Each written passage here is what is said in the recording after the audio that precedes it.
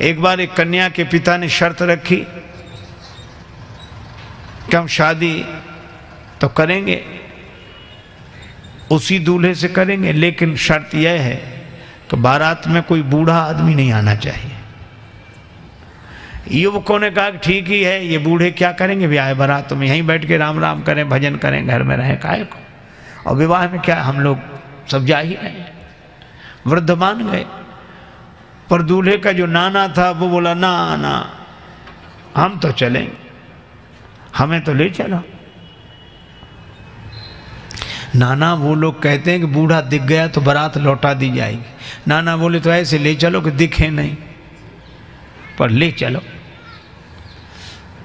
किसी तरह इंतजाम किया गया, गाड़ियों में जहां सामान रखते हैं उसमें ही नाना को किसी तरह छिपा कर ले गए। बारात पहुंची, कन्या के पिता ने अपना एक आदमी भेजा, देखो कोई बूढ़ा तो नहीं आया है। संवाददाता ने समाचार दिया कि कोई बूढ़ा नहीं आया।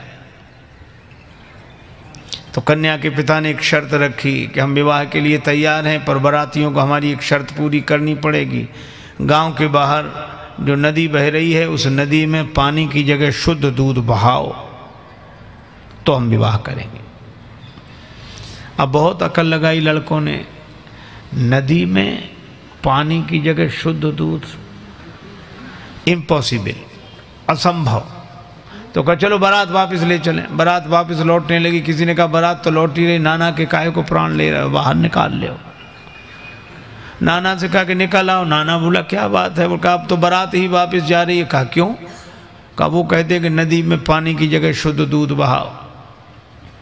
नाना मुस्कुराया कि छोटी छोटी बातों पे कहीं बारातें लौटती हैं। लड़के बोले नाना दिमाग खराब है, छोटी बात है, इतना दूध कहाँ से आवे और नदी में, और ये और फिर शुद्ध कैसे रह जाएगा, दूध पानी में डालोगे तो ये। वृद्ध ने मुस्कुरा कर कहा कि जरा सी बात है, तुम जो कन्या के पिता की ओर से समाचार लेकर आया था उसी के द्वारा तुम समाचार भिजवा दो। क्या?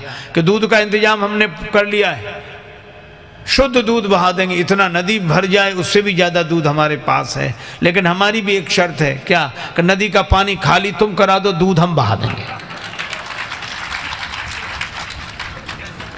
कन्या के पिता के पास खबर गई कि वो कहते हैं कि नदी का पानी खाली तुम कराओ, दूध हम बहा देंगे।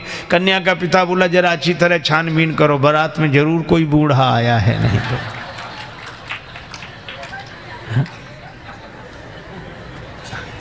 वृद्धों की महिमा है। देखो आज के समय की एक घटना सुनाऊं। एक बार क्या हुआ, रेलगाड़ी के एक डिब्बे में कुछ नवयुवक विद्यार्थी चढ़े, लड़के 10-12 लड़के, और संयोग की बात वो डिब्बा खाली था। एक बूढ़ा आदमी किनारे सीट पर बैठा अपनी माला लिए राम राम राम राम राम राम कर रहा है, और लड़के देखा। अब उनका तो नाम ही लड़के। रेलगाड़ी चली, अब वो भड़के, नाम ही लड़के, जहां जाएं वहां से लड़के आए। घर में रहें तो लड़के, बाहर जाएं तो लड़के, इससे लड़के उससे लड़के। अब रेलगाड़ी चल रही थी, वो 10-12 लोग लड़के बोले कि बड़े बोर हो रहे हैं, कुछ करो। कहा इसमें क्या करोगे, बैठे रहो आराम से। कहा नहीं कुछ तो करो। कहा क्या करें? कहा जंजीर खींचो, गाड़ी रोको। अरे कहा देखते नहीं 500 रुपये जुर्माना और 6 महीने कैद, साफ साफ लिखा, या दोनों हो सकते। तो कहा हम लोग इतने लोग हैं, 500 रुपये इकट्ठा नहीं कर सकते। कर ले। कहा फिर जंजीर खींचेंगे। अब 500 जरूरी थोड़े, किसी ने 100 दिए, किसी ने 200 दिए, 1200 रुपये हुए। और 1200 रुपये उनमें से एक मुख्य आदमी था, उसके लड़के की जेब में रख दिए और कहा कि अब जंजीर खींचो। पहले तो पैसा लगेगा नहीं, लगेगा दे देंगे, पैसा है तो पास में, खींचो। तब तक एक लड़का बोला एक नया पैसा नहीं लगेगा, जंजीर हम खींचेंगे, गाड़ी रुकेगी, अधिकारी आएंगे, नाम इस बूढ़े का लगा देंगे किसने जंजीर खींची।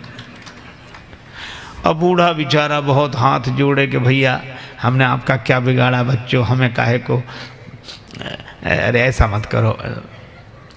लड़के बोले बड़ा मजा आएगा, ये गिड़गिड़ाएगा, कुछ लोगों को इसी में मजा आता, पर पीड़न रति, दूसरे को दुख पहुंचाकर सुख पाना।